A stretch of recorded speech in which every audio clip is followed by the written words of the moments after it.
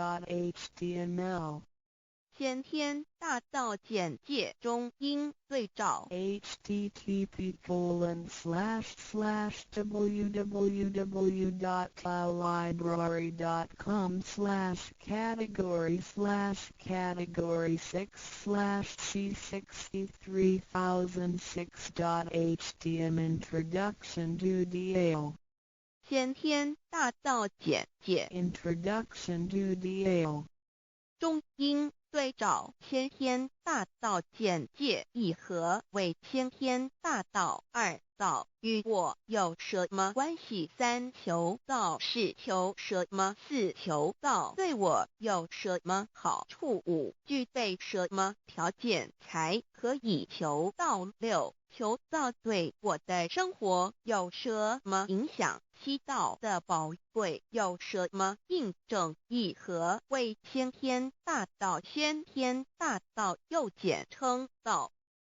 我们若仔细地去观察，心窍开悟之后，就可发觉宇宙间森罗万象皆是杂而有序，而自然界万事万物的运转，也都有一定的法则。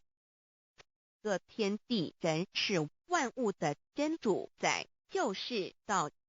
道乃在天地生成之前即已存在，故曰先天大道。道者理也，理就是真理。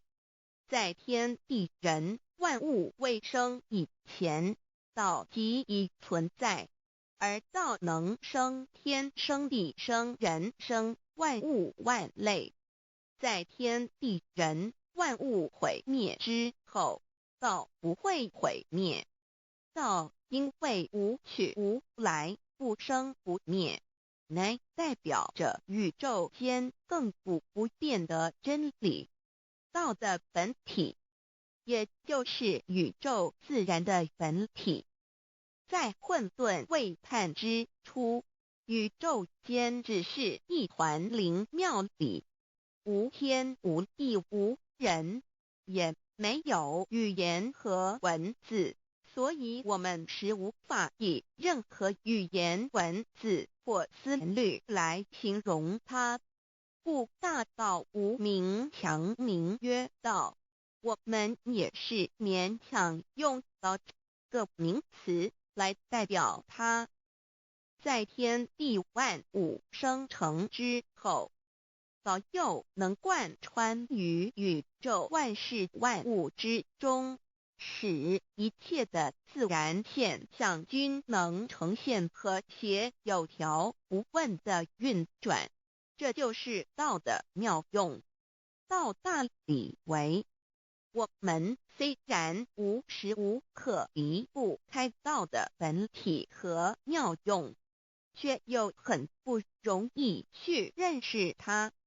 因此在2-3千年前，各教圣人应运出世，各化一方，针对当时天时地利及众生的根器，留下千经万典，传下诸多去恶从善的修持法门，同时也让芸芸众生认识了冥冥中宇宙万事万物均有一个真正的主宰，或称为上帝，或称为造化，或称为天主。